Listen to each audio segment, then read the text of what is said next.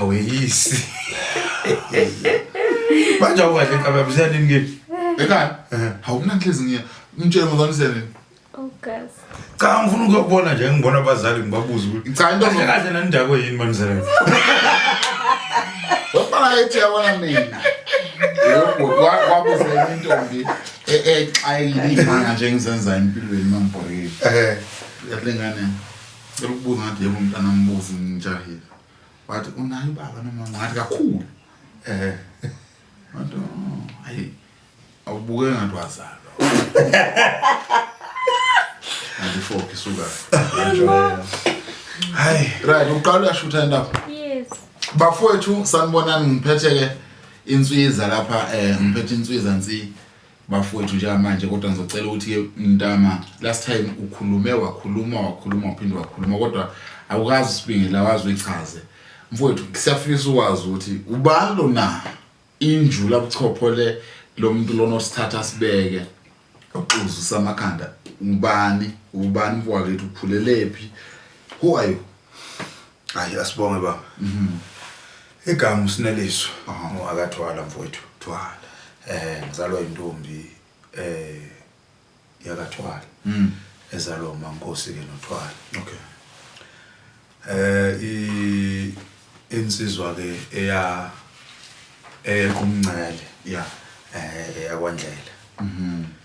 ngapha eDumbe okay kodwa ke mina ukukhula kwami ngikhulele emakhaya eBergville yeah ekhaya komama sikhuliswa ikhehla nesalukwazi kwaze wafika isikhathi sokuthi siyadlula emhlabeni ikhehla kuqala kwandlula isalukwazi njengamanje singabantu nje sizothi sisele nomalume noma mncane ke khona oyedwa usele ngoba intombi yakwaNkosi ayibusisekile labantwana kodwa ke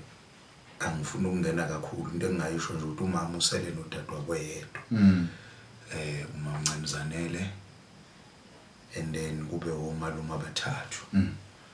malume uLucky uIsaac noLamula and then kukhona oyedwa ke esingamazeli kahle ukuthi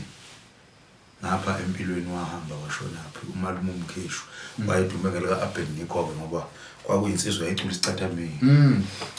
manje ngiyabona ukuthi insizwa zami uphalelo gama ukuthi uAbednego okay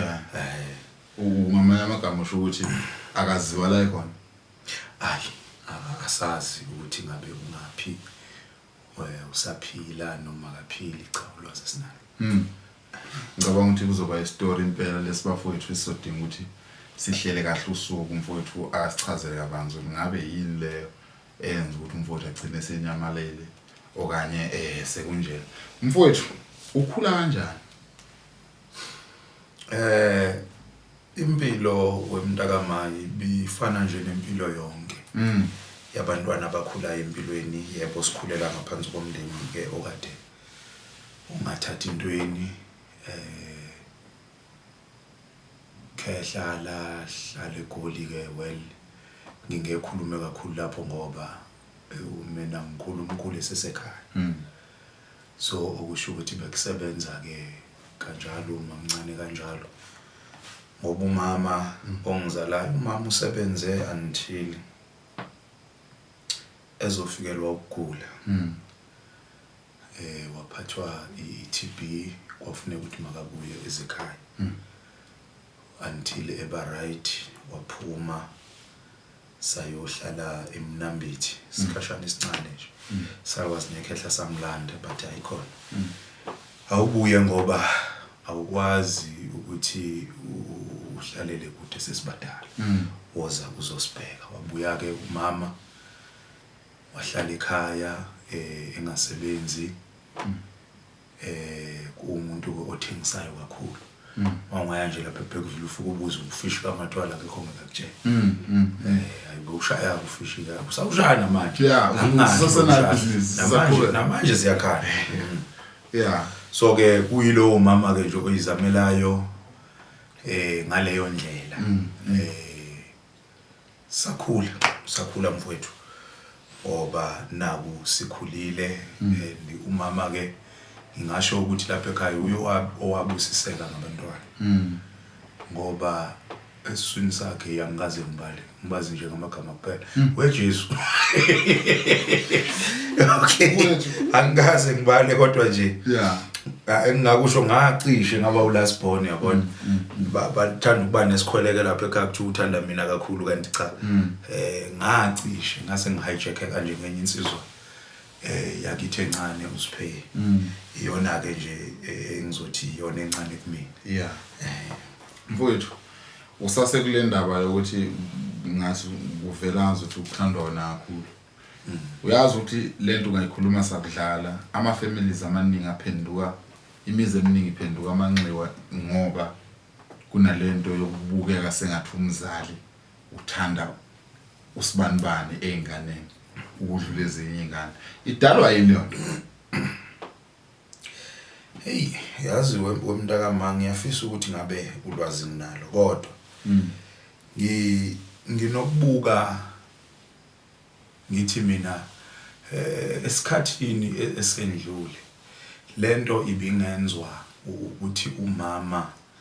noma ubaba abe seduze nalowo mntwana ngaleso sikhathi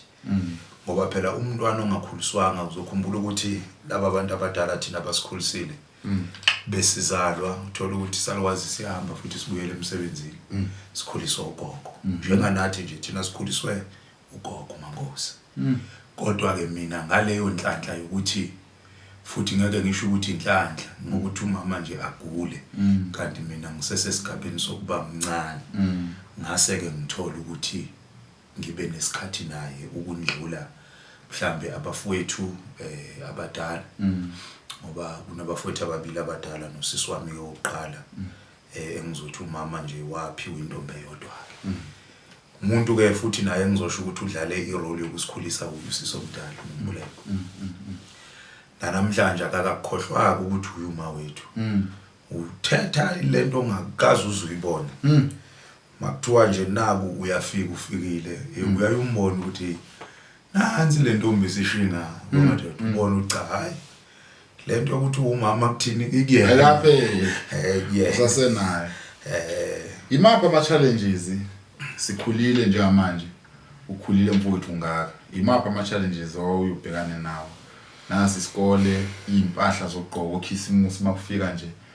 ama festival December nanibhekana naziphi inkinga nisakhula ngoba ngiyezwa ukuthi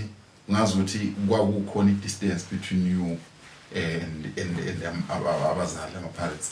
sasinjani isimo iziphi inkinga nanidibana nazo njengezingane nalo wakukhulisa thina ke sibe nenhlanhla wephunga lenje sibe nenhlanhla uyabona uMankosi ake ngithi nje lapha endlini yabaNkosi babekhulise abafazi yangizwisisa kangangokuthi noma inkinga bezikhona kodwa besingaboni thina njengabantwana ngikhumbula nje salwazi no sisi wakho omncane ugogo Msibi ugogo Msibi bebedume ngokuthi makuthiwa kuneyinkinga ebebethandaza hayi uyabona ugogo Msibi ethi sithe kufikile 1 uqhuma umntandazo la kodwa ke into ababethanda ukusikhulisa ngayo eyokuthi kungabibikho umehluko ebantwaneni abathile nabathile yebo kuyenzeka ke lapho uthola ukuthi naku umfowethu usenemoto yakhe usenebhola lakhe yabona kodwa nje babezama ngakho konke ukuthi bayibulale leyo nto kuthini siqala manje nje lemingcele yokuthi manje uthola ukuthi ulona usethi lokho kwami lokho uyabona hayi thina sikhulanga kanjalo mfowethu bekuphilwa nje uma ngabe wazi ukuthi uma mncane uyazi uyazi ukuthi uphethe yonke into ukuthi sonke singabantwana masimbathe noma siyadla noma kwenziwani kodwa sibhekwe sonke kunjalo ngoba namhlanje shame ayibayiphusha especially kwiside lo malume kusaphushwa leyo mpilo nje ukuthi akekho uzothi yena unake iside lakhe kodwa umndeni sisonke asingena odabeni mntaba angifuni sibe bade kodwa ngifuna sigxile impela nje bese siyajula mfowethu uyalibona izwe ukuthi linjani izwe konakele mfowethu kade yasiqala lento angifuni simshiye ngaphandle uNkulunkulu nabantu abenza igama likaNkulunkulu lingcola abangcolisa igama mhlawumbe ngathi lenkolo kanye likaNkulunkulu bengazothi akekho uNkulunkulu kanti ke wakwakhuluma ukuthi ukona kweni le ku-Isaiah 50 something 9 ukuthi ukona kweni kunihlukanisile noNkulunkulu nobuso bakaNkulunkulu njengamanje ungathatha ukubheka mfowethu ziningi izinto ezenzekayo izimpi ayikho nje indawo kuthiwa inokuthula emhlabeni abantu bashona le wena ungathini njengoba kunjena sonephi kuNkulunkulu kuze kube njena akukho ukuthula emhlabeni izimpi abantu babulalana yikhukhula ama-foreigner ngapha indaba yoZandile Dudula indaba wathwathi March and March uthini ngayo yonke lento eyenzakala emhlabeni kubonakelephi hey Dama ngiyafisa ukuyibeka ngithi ukukhula komuntu kubaluleke kakhulu yabona uma ngabe nihlala endlini angikhulume ukuhlala noMazwane la ekhaya manihlezi la noMazwane nibona umakhelwane endlula nikhethe ukuhleba ngomakhelwane phambi kwabantwana isifundo leyo nto ebantwaneni kahle kahle inhlebo impilo le right so singakhala mfowami mina ngiyangithanda ukuthi blame singayibeki kakhulu kumuntu olapha kodwa siyibuke kuthini yes ukuthi muphi umaki esiwenzayo lo maki esiwenzayo uthini emntwaneni ngizosesi ngithanda ukwenza lesi sibonelo kumina ukukhulisa umntwana kusemali umfundise wenze sure ukuthi lo mntwana uyakhula ngokomqondo umtshengise lolu thando uyabona abantwana angikhulume ngale genge yakudala yayithanda ukuxoxa ingane kwayo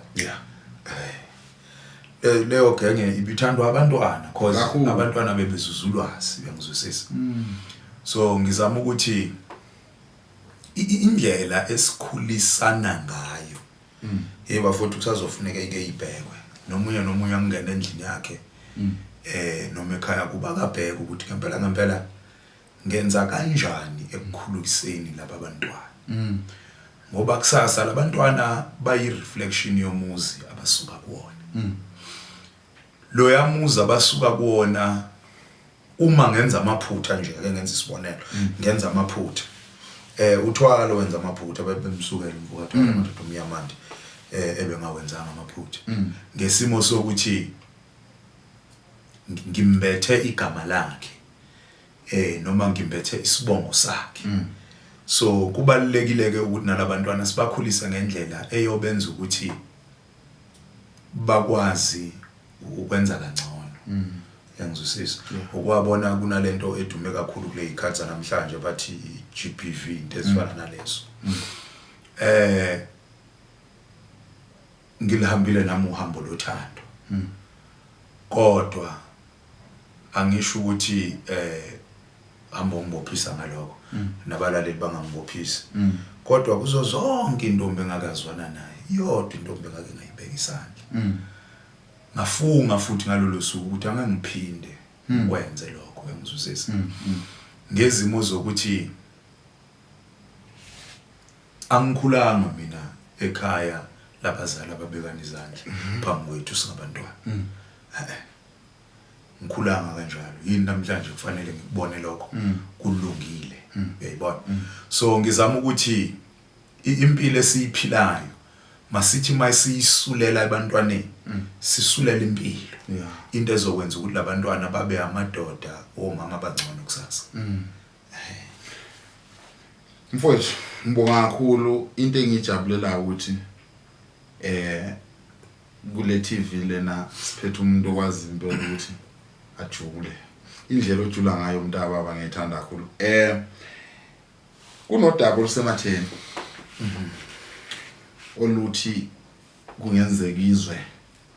lase KZN lithathwa abantu bokufika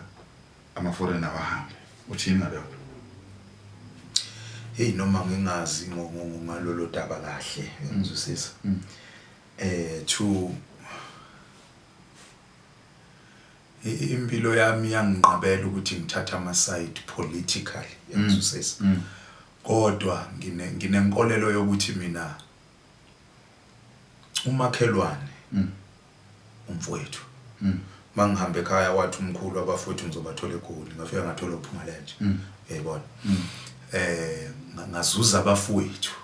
engingazalwa nabo ngegazi ngizwisisa so nabo abantu bokufika ngiyavumelana nayo nenye insizwa ethi mayikhuluma ngabo ithi awukwazi into efana nomuzi yabona uma kukhulunywa ngempumalanga yomuzi kukhulunywa ngesango elikhulu hayi elincane isango elikhulu isango elincane lalenzelwe abantu bala ekhaya ukuthi kube lula ukuthi mangabe bethunywa emzini osemungemuva sheshe kuphumeke uyabona kodwa uma ngabe umuntu ofundisekile uyazi ukuthi endlini yomnumzane kungenwa ngesango elinjani elikhulu ongena ngesango elingemuva noma cishe ngocingo isigebengu leso nomphanga asibulawe ngoba ayikho into engizoyinegotiate nomuntu ongangenanga ngani ngesango noma ngendlela yangizwisisa usho ukuthi ngamamazi ayikho into ongayikhuluma nomuntu ongaziwa umuntu ongaziwa nje akubuzwa makuthiwa nje uyaphuma kwakho la uthola nansi insizwa ime ngamakhona unabantu besimame noma unamantombazane shaya lesigebengu lesi usofuna lamantombazane la ekhaya bulala lento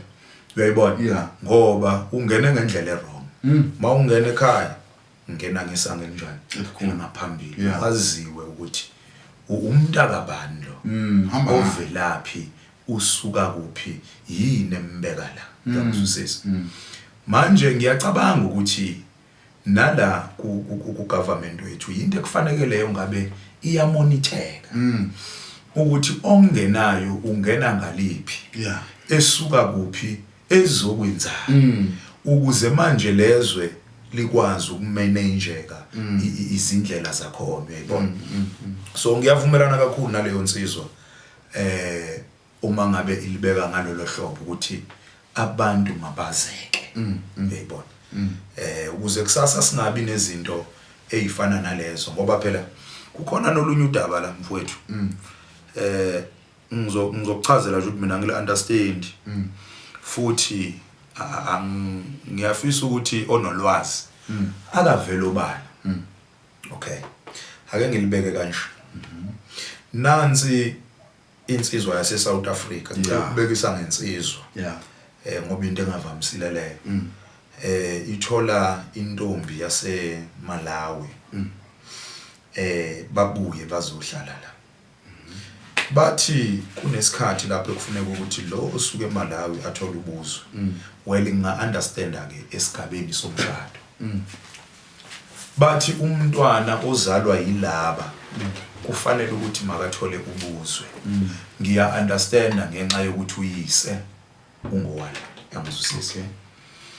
kodwa mase kuzothiwa laba bantu ababili bengaveli la bese kuthiwa mabathola ubuzwe nginokungayi understand ukuthi ubuzwe buyathengiswa noma indawo kufuneka ukuthi uzalule kuyona angifisi lokungena futhi kuya kakhulu umuntu akaphumalenje kodwa engikushoyo nje ake kube khona uhlelo olenzekayo lokwazeka ukuthi ubani usuka kuphi mfowethu wena ozongiphekeza wena ozongikhuza wena ozongilawula mina amadomo ngizowafaka wena angeke singakhulumi ngezinto ezenzeka mihla yonke phambi kwethu sibuka abelungu ababangena mihla yonke akekho umlungu nginawo ama documents kuze kwavulwa nje eScotland koAustralia ama branch we mangaphazama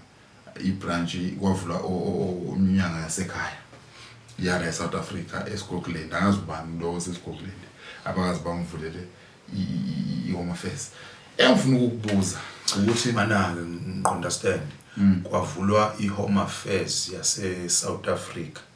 eScotland noma mhlambe lokho abathu embassy embassy ubizwa ngani ngesizulu angazi ngempela ukuthi embassy but okay ngangathi udadewethu awazi iboneni lento ukuthi uyena lo phethe manje eminyango yasekhaya kunama uyavula ama lokhu njani ama affairs kwamanye amazwe phesheya awuyazi le nto le oyicheka le nto le ngawubona ngekuyithola angaze ngibone ama South Africans ehuba belungu kuthiwa babuyele kuba ama foreign bawathola lapha ama ID ngokucabanga kwakho ngoba uqeda ukuthi wena mina ngiforeign nonkosikazi wami uyiforeign siwathola kanjani ama IDs wala through ingabuzwe yes njengamanje abelungu bafika bamhlophe babili baqhamuka lapha eLondon okanye USA or wherever labaqhamuka khona beza babili bafike sibabona sebenama ID and no one obabuzayo ngeID ibhlungu lapho kwemntama ngoba uyabona uma ngabe izwe seligcwala abantu abanga ukuthanda ukuthatha impendulelo abazi hele emqasha amaXhosa izinto ezinjalo vele sizozibona ngiyaxolisa nje ukukhuluma ngalokho kodwa kuke kwaba khona unyaka lapha engake ngahlala khona ngale ezweni lasezantsi Western Cape eKapa bakhona nakhona engake ngababona benendlela yokukhipha omazisi ongazi passport bathu umazisi banike kodwa lo hlobo lomazisi belikhipha ngenye indlela uyayibona eqinisweni lento yimbi uyayibona yimbi ngoba ekugcineni ibeka indaba yabantu bakulelozwe engcipheni angenze nje isibonelo ngengezwe ukukhulunywa udaba ngilazi leyo nto noma uyiqiniso ukukhulunywa udaba lokubanjwa ka president wase Venezuela ebanjwa ilaba base USA athi mangifunda ngiyithandela uFacebook isikhathi esiningi so lo mthombo obhala la angikwazi ukuthi uthembekile ngicela ukungakusho futhi nawo uthi ukubanjwa kwaloya baba kwenzeke ngesikhathi esincane kabi amasosha khona avele nje azizwa nje efikelwa umkhathalo abanye baphuma igazi ngamakhala kwawubiyaca angena amadoda athathu president kwahanjwa usuthi ke umbuzo lesi silimaze sisetshenzisiwe hlobo luni lwesilimazi lolo olwenzeka ngalolo hlobo 2 lungene kanjani kuleya country into mhlambe ethunyelwe mhlambe ibhano ilandlula yaqathanga noma mhlambe lamadoda adle kudleni lolo hlobo kwelesilimazi akekho ngakunika impendulelo kodwa nje engizama ukubeka ukuthi leyo nto isibeka engcupheni ngoba umakhelwane mfowethu ngisho esintweni kuyaziwa ukuthi isikhathi esiningi makuthiwa naku usuyalimala kuthiwa umakhelwane manje ngamanye amazwi umakhelwane ufune kumthande usebenzisana naye kodwa umqaphele sakumbuka ngacimeza ngempela umakhelwane la wavula amehlo ukwenzela ukuthi umbheke ukuhamba kwakhe ngathi amehlo evulwa kumuntu ozalwa naye kangakanani ke ongazalwa naye ongakwazi nokwazi ukuthi umuntu akabantu basuka kwakuphi kwayo so ngizama ukuthi nje mntama ngesizulu bathi izinto manje ukwenzeka zimani ukwenzeka angeke sikufihle mfowethu ukuthi South Africa ingamafutha wonke umuntu manje emhlabeni ufisa ukuze South Africa njengoba sikhuluma and iSouth Africa njengamanje ibukeka sengathi iya collapse kanti collapsiswa ukuthi overcrowded kodwa la engifuna ukuthi ungichazele khona ungixazululele angaze ngizwe mina kuthiwa namhlanje sidudula abelungu okanye sidudula amandiya asishayile Phoenix amandiya abulala abantu akaze kukhulunywe lutho ngendaba se-Phoenix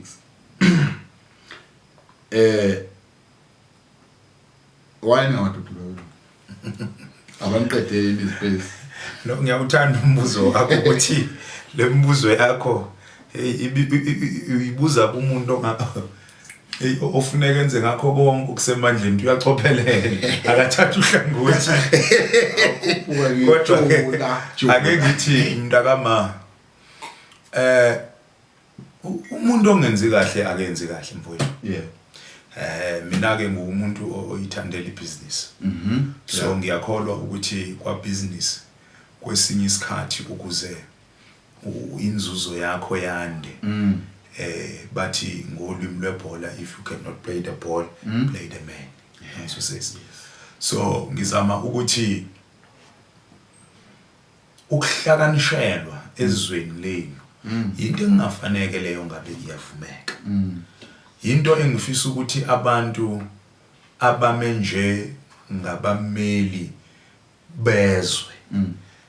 phecelezi ama politicians ake bayiphakamele lento yokuthi singabi yizwe okudlalelwa kulona. Thank you. Ayiphakanyelwe leyo nto leyo ngoba qinisile nje mina ngeyensizwa lapha nekama ngene enye insizwa ifika yenza umkhube engawuqondisisi funeka iphume isihlehle kunjalo. So nakhona ake kwenziwe izindlela kubhekisiswe ukuthi lezi zinto ezenziwa abantu kungakhathaleki ibala kodwa bazenza ebusweni noma kuleli South Africa yethu bese manje kuba khona indlela yokuthi bamkeliswe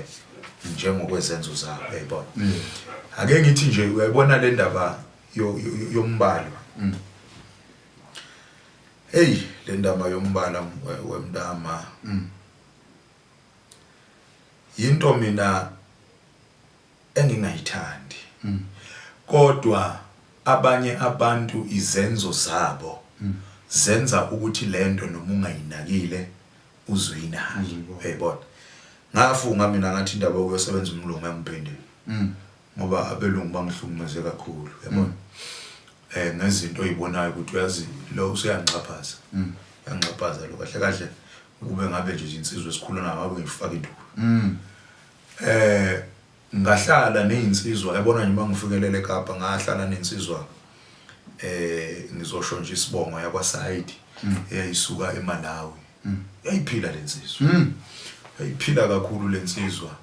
kwakuyinsizwa futhi eyayizama ngakho konke ukuthi mina nayo inhlalo yethu ibe nesizotha nokuthula yayibona yayizama ngakho konke ukuthi nalapho ngidinga khona usizi yangilekelela. So lento yangenza ukuthi ngithi mina bakhona abantu abaphilayo ene lokho akukhathaleki ukuthi uyibala lakhe linjani mhlambe ibhadi lami ke kulaba abamhlophe ukuthi ke bathi ukunyathela kanzima kodwa ungangibuza bakwenze njani ngizamkweme ngikulumo mfowethu uzwa ukudla ekuthenini izenzo zomuntu sometimes sinabantu abanjengama Nigeria adume ngokudayisa ama drugs ngokuthumba abantu abanye ayibonke futhi ngokwenza izinto ezithusayo ngokuba abafundisi ogcina ungasabaqondi ukuthi omunye njalo wayevusa umuntu wadla amasaladi konke kwathusa ayibonke njalo ngeke singayibabazi isithusa amasaladi kodwa mina ngokwami angicabanga ukuthi leyo nto leyo ingasithukuthelisa size singasakhumbula ukuthi abelungu basenzana sibasabana abelungu why siyela kulula khona yabona kunento eyenziwa emva kokuthi kungene uhulumeni wentando yeningi hey ake siyeke izenzo zalo uhulumeni wentando yeningi mina ngeke ngayiningi isikhathi ukubhekisisa ukuthi kwakwenzakalani ngalesa sikhathi mfowami ngiyasonta ukusonta kodwa kube kwakuyimina ngangengcola yeah cha ngilikhuluma iqiniso mfowethu phambi kwabantu ngangingeke ngixole kodwa ke mhlawumbe owayesemandleni ngaleso sikhathi uma ngabe wayenza ukuthi lento ingafinyelele ebantwini wayesindiswa uyabona ngoba mhlawumbe ukube ngabe ngangusha sibhamu ngaba ngisekho yeah noma mhlawumbe ngabe ngibushiwe angazi kodwa nje uyabona impela uma uyinika ithuba ke ubuke indlela umuntu omnyama ayephatheka ngakhona hayi mfowami ngibasoli mina abaphile emhlabeni banye bakhona baze bafa kungazathi impela mangabe bona ibalele imhlophe kube injani kade basoli mntama yayibhlungu le yanto akufanele kube khona umuntu ezweni nasemhlabeni oyitshela ukuthi unelungelo elinje ngale yanto phezulu komunye umuntu ngibona kufana nayo nje le ndoda esiyizwela yangapha ezweni elingaphesheya yona lesiqeda ukukhuluma ngayo ukuthi yathatha upresident welenyizwe igunya liphilele likwenza ukuthi phela yazi lelazwe ngempela cha liguqiswe ngamadola phela uma usushaya umholi wethu uthi sithini ngizwisisa uyalibona nje isotsha maltrain noma ngingazi kakhulu ngamasotsha ungaba nenhlanhla nje ngahlala nomuntu babo kaButhelezi owayeyisotsha lo yamuntu uyafundiswa ukuthi i-instruction ibaluleke kangakanani awenzi lutho lo okuyena owumkhuzi wenu instruction engakakhuluma ukuthi wenzani yes so mangabe usuthatha umuntu okufanele ukuthi ngabe uyokhipha i-instruction uyisiguqisa ngamadola phela yeah ayisiguqa ngamadola phela so nje leyansizwe impela hayi cha kusafuneka ifakelwe ibuko yeah ayayifakelwe ibuko mfethu cha asiyeke lapho kasiyeke ukusonta hayi asiyeke ukusonta ayifakelwe ibuko angeke mfowethu uyazi uyayithinta umoya wama uthinta umuntu omnyama ibhlungu sasithengiswa sinezindawo namhlanje ngoba amabhilidi emangaka imigwaqo imingaka nje sasithengiswa ngoba babethu ababesebenza yonke lento besenza yonke lento sisi usibangala umsebenzi mfowethu yini leyadida obaba mkhulu baya empini bayoshaya umlungu esibhamu babese bephethe iBhayibheli bonke babafundisi bepapathiziwe yini leyenza ukuthi bengezi negolide okungcono bakhetha ukuza nephepha ukuthiwa liyaphilisa ilento mntama ekhona namhlanje lento ikhona unomhlaba la ngaphandle egcekeni lakho ande ngikubonile uyawusebenzisa kunomuntu onomhlaba mhlambe lo wakho ungawuphinda mhlambe kawu20 yeah kodwa akakuboni umsebenzi wawo angazi noma ukusalela kolwazi noma ukusalela kwani kodwa nje mina ngikholelwa ukuthi ngoba esikolweni ngafunda lento kwakuthiwa economics athi uthisha uma ngabe ichaza unyaka usaqala wathi lesi sifundo esibheka ukuthi abantu noma zonke izinhlaka ezikhona emhlabeni zikusebenzisa kanjani lokho kukhona ukuze sikwazi ukuyiphilisa zisebenzisa okukhona hayi okungekho cha okukhona ukuze sikwazi ukuyiphilisa so uma ngabe unalento ekhona engakwazi ukuthi kuphilise bese ikuhlula ukuthi uyisebenzise nama ngazi ukuthi ngingachaza ngithini kodwa nje ngenxa ke yokukhula la mina ekhaya ekade lingenawo ama resources angako yebo akhona lawo nalawo kodwa nje angako ngikhulele ekhaya mina ngikhule ekhaya inkomo zingekho ngikhule ekhaya imbuzi zingekho ngikhule ekhaya otragela lesibabona kweminye imizi bengekho bengikhala nje namhlanje ngifika lapha ekhaya kunomunye ubaba wayenebhizinisi elalidla ubhethu ngalesa sikhathi leyitina lela bhizinisi ukube nje mina ngangizalwa la baba ngabe ngilenze enye into namhlanje kodwa ke abazalile abakuboni lokho mhlawumbe kuyiyona ndlela yokuthi benze impilo yakuzwisisa so ngingasho ukuthi mhlawumbe lamadoda lawa ngokuphandleka ngenkulumo eyeza nalabo abamhlophe nangokuthi banganaki ukuthi into abayiphethe ine value engakanani inkingi lapho ake ngenze nje isibonela sizwa kuthiwa ukugujwa kwegolide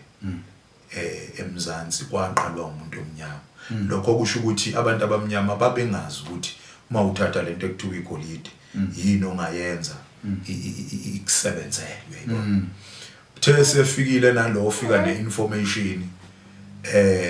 kwatholakala ukuthi ngenxa yokuthi bayinto abayibona ingenamsebenzi bavuma ukuthi ayithatha lento vela kanjani angiyidingi uyayibona hey ngike ngahleka la ngibuka kukhona lokhu esikuthandayo ukuphuza ngoba sila iGold City Stamina malini Stamina lebabaye malini Stamina stolo bomama angizazi into endala nje kodwa uyazi Stamina uma uyosithenga stolo singale kwa 50 rand mina ekhaya la ngisuka khona inhlaba i-right left and center usuthi ke umbuzo owabona iplan lokuthi athathe le nhlaba thina singayinakile wayinika ibrand wayithengisa namhlanje imenzela imali thina siyinakile lokho inhlaba ilandwa amagula inkukhu kuphela lapha ekhaya noma insizwe ifuna ukugijimisa isizwe ayilandi inhlaba ibhlungu lento mfowethu yabona ungabe unalwazi into ebhlungu ngayo kodwa ke kulungile mntama ngizama nje ukubeka ukuthi mhlambe bayaphandlwa iloyo nto yangizwisisa angazi kodwa uyakhonza mbuzo uyiChristian ake ngithi nje ngiyakhonza ngoba lamagama esimanje anokungishaya ngingafuni ukuthi ngiwalandelele mina ke ngiyangithanda imvo wami ungayilandeleli into engangisizi ngemali mdali wami.